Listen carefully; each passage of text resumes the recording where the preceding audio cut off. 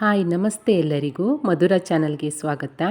ಇವತ್ತು ನಾವು ಟೊಮೆಟೊ ಚಟ್ನಿಯನ್ನು ಮಾಡೋದು ಹೇಗೆ ಅಂತ ನೋಡೋಣ. ಮೊದಲಿಗೆ ಸ್ಟವ್ ಆನ್ ಮಾಡಿ ಒಂದು ಪಾತ್ರೆಯನ್ನು ಇಟ್ಕೊಂಡು 2 ಟೇಬಲ್ ಸ್ಪೂನ್ ಆಗುವಷ್ಟು ಎಣ್ಣೆಯನ್ನು ಸೇರಿಸಬೇಕು. ಎಣ್ಣೆ ಬಿಸಿಯಾದ ನಂತರ ಉದ್ದುದ್ದಾಗಿ ಹೆಚ್ಚಿಕೊಂಡಿರುವ ಒಂದು ಮೀಡಿಯಂ ಗಾತ್ರದ ಈರುಳ್ಳಿಯನ್ನು ಸೇರಿಸಿ ಹುರಿಬೇಕು. ಈರುಳ್ಳಿ ಸ್ವಲ್ಪ ಮೆತ್ತಗಾಗುವ ತನಕ ಹುರಿದುಕೊಂಡಾದಮೇಲೆ ಖಾರಕ್ಕೆ ಎಷ್ಟು ಬೇಕು 4 ರಿಂದ 5 ಹಸಿಮೆಣಸು, ಒಂದು 3 ಎಸಳು ಬೆಳ್ಳುಳ್ಳಿಯನ್ನು ಸೇರಿಸಿ ಒಮ್ಮೆ ಮಿಕ್ಸ್ ಮಾಡಬೇಕು. ಈಗ ಉದ್ದಕ್ಕೆ ಹೆಚ್ಚಿಕೊಂಡಿರುವ ಒಂದು 3 ಮೀಡಿಯಂ ಗಾತ್ರದ ಟೊಮೆಟೊವನ್ನು ಸೇರಿಸಿ ಮಿಕ್ಸ್ ಮಾಡಬೇಕು. ನಂತರ ಒಂದು ಚಿಕ್ಕ ಲಿಂಬೆಹಣ್ಣು ಗಾತ್ರದ ಹುಣಸೆ ಹಣ್ಣನ್ನು ಸೇರಿಸಬೇಕು. ಹಾಗೆ ರುಚಿಗೆ ತಕ್ಕಷ್ಟು ಕಲ್ಲುಪ್ಪನ್ನು ಸೇರಿಸಿ ಒಮ್ಮೆ ಚೆನ್ನಾಗಿ ಮಿಕ್ಸ್ ಮಾಡಬೇಕು.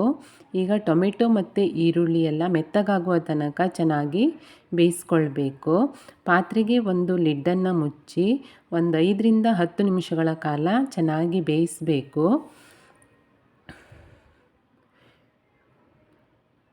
ಈಗ ನೋಡಿ ಟೊಮೆಟೊ ನೀರನ್ನೆಲ್ಲ ಬಿಟ್ಕೊಂಡು ಚೆನ್ನಾಗಿ ಬೆಂದಿದೆ.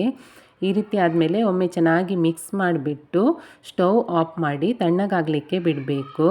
ಇದು ತಣ್ಣಗಾದ ನಂತರ ಒಂದು ಮಿಕ್ಸಿ ಜಾರ್ಗೆ ಹಾಕಿ ರುಬ್ಕೊಳ್ಬೇಕು. ನೋಡಿ ಇವಾಗ ಫುಲ್ ತಣ್ಣಗಾಗಿದೆ. ಇದನ್ನು ಒಂದು ಮಿಕ್ಸಿ ಜಾರ್ಗೆ ಹಾಕಿ ರುಬ್ಕೊಳ್ಬೇಕು.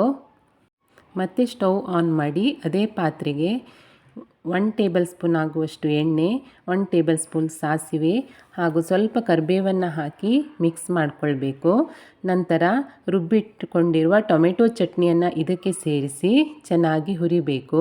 ಒಂದು 2 ರಿಂದ 5 ನಿಮಿಷಗಳ ಕಾಲ ಇದನ್ನು ಚೆನ್ನಾಗಿ ಹುರಿಬೇಕು. ಹೀಗೆ ಹುರಿಯೋದ್ರಿಂದ ಟೊಮೆಟೊ ಚಟ್ನಿ ಒಂದು 2 ದಿನ ಇಟ್ಕೊಂಡು ತಿಂದ್ರೂ ಏನೂ ಆಗಲ್ಲ. ನೋಡಿ ಈ ರೀತಿಯಾಗಿ ಚೆನ್ನಾಗಿ ಮಿಕ್ಸ್ ಮಾಡಿ ಹುರಿಯೋದ್ರಿಂದ ಈಸಿಯಾದ ಟೊಮೆಟೊ ಚಟ್ನಿ ರೆಡಿ ಆಗುತ್ತೆ. ಖಂಡಿತ ಒಮ್ಮೆ ಟ್ರೈ ಮಾಡಿ. ಇಷ್ಟ ಆದರೆ ಲೈಕ್ ಮಾಡಿ, ಶೇರ್ ಮಾಡಿ, ಕಮೆಂಟ್ ಮಾಡಿ. Thank you for watching.